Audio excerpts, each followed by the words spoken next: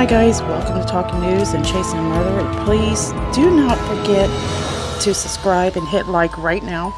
And hit that notification bell if you want notification whenever I have new uploads. Also, here are some new missing people that I show right before we start this subject or the case we're talking about. So Aniah Blanchard, the 19-year-old out of Auburn who went missing. She dropped her brother off and she stopped at a convenience store, talked to her friend approximately on October 23rd, just before midnight, saying that she was, heading back. What's odd about what her friend had to say was it just didn't make sense. So this friend of hers kind of throws a red flag up for me, but investigators aren't really sharing any information on that. So Aniah walks into this store, purchases an item, leaves. What we hear is a witness said that they seen Aniah was shoved into her car. And we don't hear or see from her the next day. It's that next Friday, a couple of days later, they find and locate Aniah Blanchard's Honda SUV sitting at an apartment. It had been damaged. It looked like it had maybe run into another car or a railing or maybe even a tree. They really don't know what happened to the car, but it wasn't damaged before all this started to happen. So this car is sitting by itself in a parking lot, and a witness calls in and says that they located her car. They believe it's the car that belongs to Aniah. And police and investigators rush out there and start collecting evidence. Now guys, I'm doing a quick cap over this. If you want to hear details, check out my older videos that I loaded on this case. Anyways, what they discover on the passenger side is not good. They find that there is evidence that points to she might have sustained a life-threatening injury. So it's quite a bit of residue that they find inside that car. So police are kind of, thinking this is not a good sign at all. And her parents are out there pleading with the public to help them find some information or give tips of what might have happened to Aniah. Police pulled up security footage where they got a tip that Ibrahim Yazeed, I hope I said that right. We don't know if he's 29 or 30, but they put different ages for him, so we're going to say 30. He is described as a suspect, a person who was seen pushing Aniah into a car. We're not certain what happened after that, but police also locate surveillance footage at this convenience store, and Yazeed is there at the same time as Aniah Blanchard. Now, this guy was out on bond for previous kidnapping, attempted murder charges, and now he was a suspect and a person of interest for Aniah. So police put out his photograph and asked the public to help locate him. And a short time later, he was located in Pensacola, Florida, exiting at the Pine Forest exit. He took off running on foot. They caught him, took him into custody, and when they did, you can see he had a black eye there. It's pretty swelled. It seems that he must have put up a struggle in order to get that. Police really didn't tell us too much about, how they captured him or how they found him or anything like that. But we do know that he was extradited back to Alabama pretty quickly. Now, Yazeed, who is in jail in Lee County right now, is saying that he's being threatened, but he does not have any evidence. So let me go over what this article is saying about that. Kidnapping suspect Yazeed has not submitted any evidence that he is being threatened in Lee County Jail, according to the response filed Thursday night by the state of Alabama. Quote, he asserts he needs to be transferred to Montgomery because he's being threatened in Lee County Jail, yet has offered no evidence in support of thereof. So the response filed by Lee County District Attorney Brandon Hughes on the behalf of the state reads, the state is requesting that Yazeed's motion for bond reconsideration to be heard during the preliminary hearing on November 20th. The state also notes that Yazeed's motion did not mention one important reason as to why the state requested no bond to be given. The defendant conveniently ignored the third, and I submit the most important reason, that the defendant was out on bond for kidnapping first degree and attempted murder when he committed the kidnapping first degree offense for which he was most recently arrested. So this is very interesting. So the attorney for the suspect charged in the disappearance of Aniah Blanchard filed a motion for a bond reconsideration Thursday, citing death threats. Imagine that, guys. This guy was playing badass. So Elijah Beaver, the attorney for the 30-year-old Yazeed, is asking for the court to reconsider the bond, stating that the defendant's life has been threatened while he's been held without bail at the Lee County Jail, according to the Thursday court filing. So again, these criminals know how to manipulate the law. They're not very smart. Educated-wise, they are not. But street smart, that's a different story, and that has benefits as well. And I don't doubt that he's had death threats, but isn't this big bad guy that likes to beat up on women, rob people who are not ready for him, he likes to sneak up and beat them when they least expect it? I am not believing this, guys. Something just isn't right anyways. There's something going on. He seems to think he has connections. And that's a question we should ask. Does he have connections within Montgomery and even Auburn or Birmingham? We all know that crime can touch the people we trust most. I mean, this guy is out on bond already for a very serious accusations. And here he is, playing the victim. This article continues, Yazeed has received death threats from other inmates within the Lee County Jail, and thus he has been moved to solitary confinement for his own security, the motion reads. Yazeed is charged with first-degree kidnapping in a connection with the disappearance of Blanchard, the 19-year-old student of Southern Union State Community College. This article goes on to tell you that he's out on charges elsewhere in the state when Blanchard was reported missing on October 24th. Okay, guys, pay attention to who this judge is. This is important. Lee County Judge. Sorry, guys, I lost my spot. So approved a motion filed by Lee County District Attorney Brandon Hughes during the weekend to hold Yazeed without bond, citing his extensive history of violent criminal offenses, according to the court and documents. The state motion noted that Yazeed was out on bond for multiple violent offenses at the time of the alleged offense in Lee County. So here it reads, Beaver's bond reconsideration motion calls the state's claims deliberately misleading and untruthful.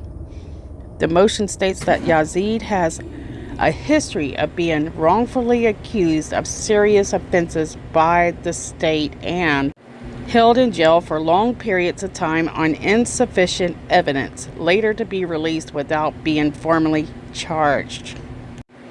The motion by Beaver also states that there is a due process violation due to Yazeed in his defense not being given a chance to respond to the state's motion. If Yazeed was to make bond in this case, he would then return to jail in Montgomery County, where his bond has been revoked. And I'm sure he has tons and tons of friends in the Montgomery area as well behind bars. So that'll probably be a party for him. But the gag order motion, okay, guy, goes into play. So Beaver also filed a motion Thursday for Blanchard's family members should be included in the gag order and the case. So yeah, this is something just isn't right with this, the way that this guy is getting out on bond the way he is, and the way that he seems to feel like he can manipulate the justice system. Who does he know? He knows somebody, and that's evident. Now guys, remind me if I don't do it to post a link to this article, because I love this article. So continuing, the arrest warrant in this case states Auburn police met with family members of Aniah Haley Blanchard in reference to the missing person complaint. Thus, the victim's family members are clearly potential witnesses in this case and subject to the court gag order. This motion goes on to cite several interviews given by Blanchard's parents after they knew or should have known about the court's order in this case. So guys, it doesn't matter what they say at this point. This guy isn't looking good no matter what anybody says right now. There's so much information out on him now. The fact that he got out on bond when he shouldn't have the first time. There's nothing anybody else can do or say at this point that can make it worse on him. But that's the way our law works, and our criminals seem to have more protection than the victims. So Beaver's motion also states that Harris, so the parents, guys, have made statements that constitute a threat to Yazeed's safety. The motion cites Harris' interview with WBRC, in which he states that he was at the hearing and you could see the evil on this guy, referring to the defendant. The motion goes on to state that Harris felt rage and wanted to make Yazeed feel pain, which constitutes a threat to Yazeed's safety, according to the motion. That's the most ridiculous thing I've ever heard in my entire life. But if you are you're the parents of Aniah and you're watching this by chance, please hide your emotion. Do not let him use, your anger or anything to find a way out of paying the price of what he deserves to pay for. These parents have a daughter that suffered. She was threatened, possibly even hurt. And he's saying these parents have no right to have emotion. This is not right, and it's not acceptable. And this attorney for him should be ashamed of himself. So Beaver added in the motion, if the court is going to allow a comment to the media, that all parties should be allowed to equal access to media to avoid the effect of potential jurors, which would prejudice the outcome of this case. I don't know that much about law. I know this, and to me, if they didn't have a gag order and the defense was to try to defend him, he has so much behind him. There is nothing they can do to save this guy. So the mother and stepfather of 19-year-old Aniah Blanchard were set to appear on a national talk show, which was Dr. Phil Thursday, to speak about their daughter's disappearance and hope that they still have that she will be found alive. So Angela Haley Harris and Walt Harris are appearing on the satellite interview with Dr. Phil on his talk show, which I run on the last video that I uploaded. And Dr. Phil really should have been a little bit more pushy on the questions so that They could use their facial expressions to answer those questions because, I mean, there's ways around that gag order. He did, however, manage to kind of get them to answer a little bit, and that was the fact that they believe there are more people involved, and it might be people in her world that connected her to Yazeed's world. So truly, this gag order really is a way of helping Yazeed in the end, not the parents. And like I said, everything seems to work for the criminals versus the victims, and this is not working out in these modern times. We got to make some changes, and victims need to have the right to speak out. They need to be able to not be afraid to come forward. And that's just one thing you don't want to do, is create a wall to where people cannot face or talk about what they're going through and what they're seeing. These people aren't just going out there and saying things to hurt this guy. They're the ones that are without their daughter. They're the ones that are suffering. They are the ones that don't have their daughter at home. That's the most important thing. And here we are talking about Yazeed feeling threatened. He feels threatened. He has death threats. But where are the concerns that Aniah is still missing? We're spending so much time on this guy that Aniah is being neglected. So these laws have to change. It's time for people to be able to feel safe in their own home and community again. I'm telling you guys, this guy has connections with somebody that's pretty up there. And hopefully the FBI and as many people that are involved with this, they'll be able to figure out where he's connected, who all's in that ring, and why he feels so invincible. Of course, he is innocent until proven guilty, but with multiple charges that are basically twins, well, it isn't looking good for him. So right now, all the parents are doing this. They're trying to speak out and keep the public involved so that they can't shut this out and pretend it never happened. And they're hoping that she is still alive. They're hoping that somebody can still come forward.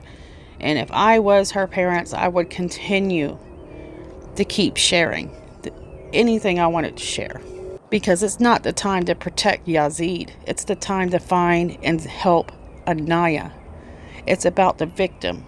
It's not about the criminal. And, they need us to stand behind them and to have their backs. And if it happens to anybody else, the same. We have to start looking out for each other. So all I can do is I'm hoping the best for this family. My gosh, it's just devastating. And I hope it doesn't happen to anybody else. But the way things are going, these criminals feel like they only get slapped on the hands and that they can get away with basically anything they want to. Especially when you have them manipulating the laws. They know how to manipulate the laws. They find those loopholes, so they feel very confident that they can get away with it, whatever they're getting away with.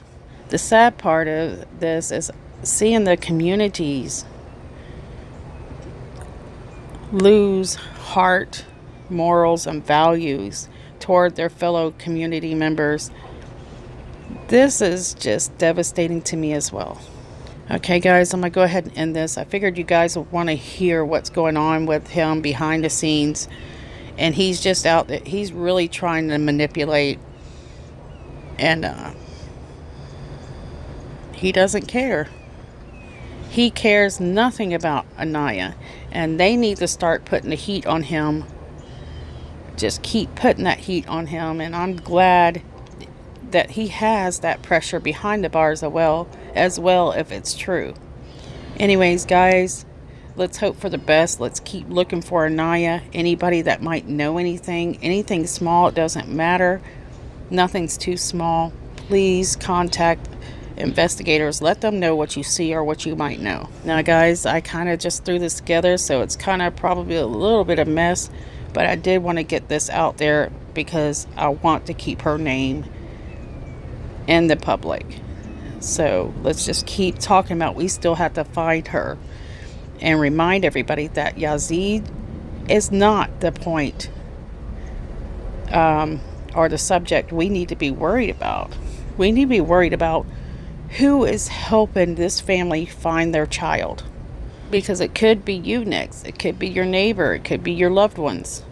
All right, guys. Love you guys. Thanks for caring, and I'll see you guys soon.